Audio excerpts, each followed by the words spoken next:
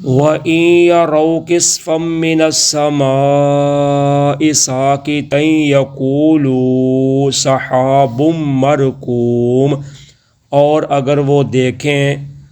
آسمان کے کسی ٹکڑے کو گرتا ہوا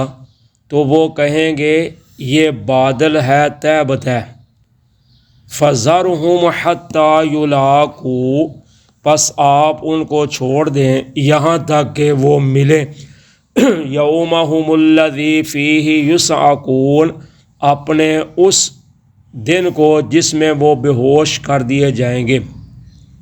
یوم لا یغنی عنہم کیدہم شیئا ولا ہم ینصرون، جس دن نہیں کام آئے گا ان کے کچھ بھی، ان کا مکر، ان کا فریب، اور نہ ہی وہ مدد کیے جائیں گے۔ وَإِنَّ لِلَّذِينَ ظَلَمُوا عَذَابًا دُونَ ذَلِكَ، اور بے شک وہ لوگ جنہوں نے ظلم کیا ان کے لیے عذاب ہے اس کے علاوہ۔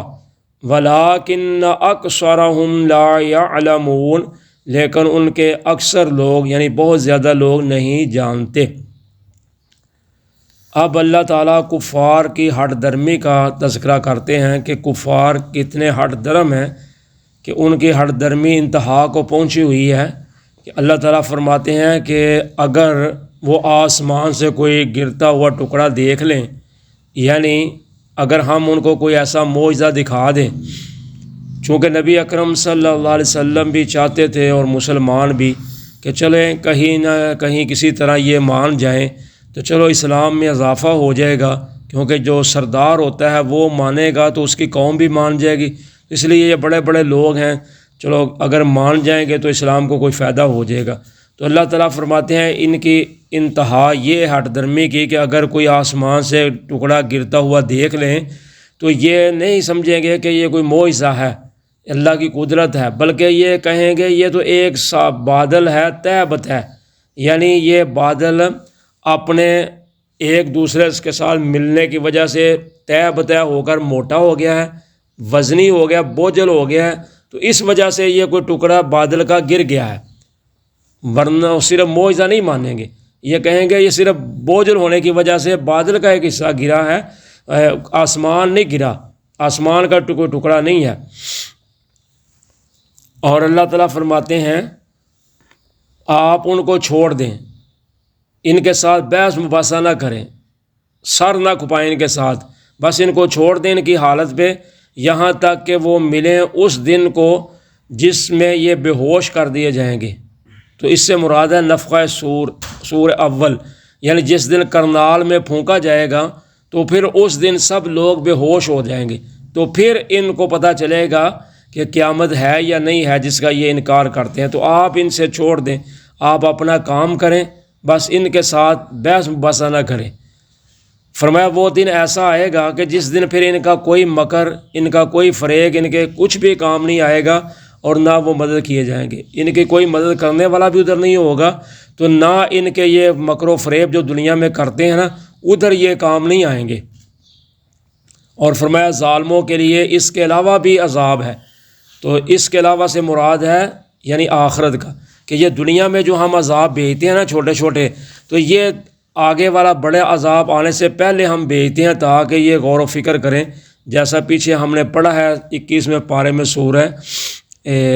السجدہ میں اللہ تعالیٰ فرماتے ہیں وَلَنُذِيقَنَّهُم مِّنَ الْعَذَابِ الْأَدْنَىٰ دُونَ الْعَذَابِ الْأَكْبَرِ لَعَلَّهُمْ يَرْجِعُونَ، ہم ان کو یہ عذاب چکاتے ہیں چھوٹے چھوٹے عذاب،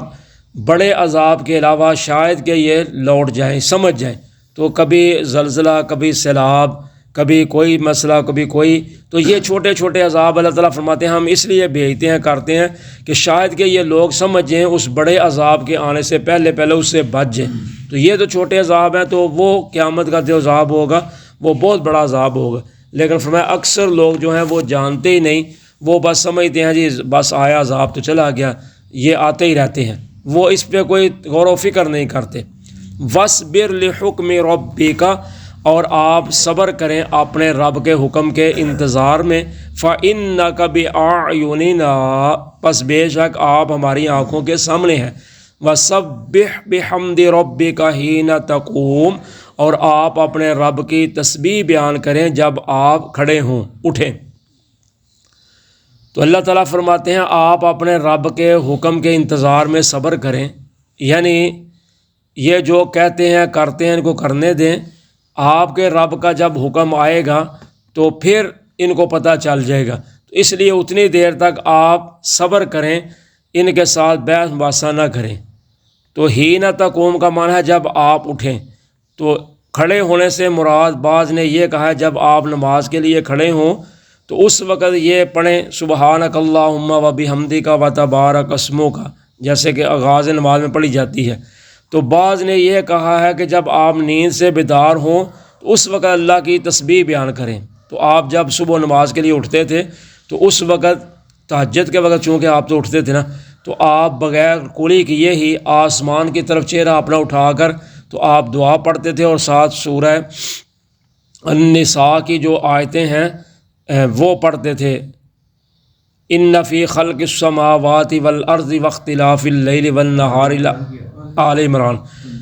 سورہ آل عمران کی آخری آیت، ان فی خلق السماوات والارض واختلاف اللیل والنہار لآیات لأولی الالباب، ایک مکمل رکوع ہے آخری، تو وہ آپ پڑھتے تھے۔ تو یا پھر اس سے مراد وہ بھی ہے جو دعا پڑھی جاتی ہے صبح جب ہم اٹھتے ہیں، الحمدللہ الذی احیانا بعد ما اماتنا والیہ النشور۔ تو بعض نے یہ کہا ہے کہ حین تقوم اس کے مطلب یہ ہے کہ جب آپ کسی مجلس سے اٹھیں۔ تو نبی اکرم صلی اللہ علیہ وسلم فرماتے ہیں جب بندہ کسی مجلس سے اٹھے،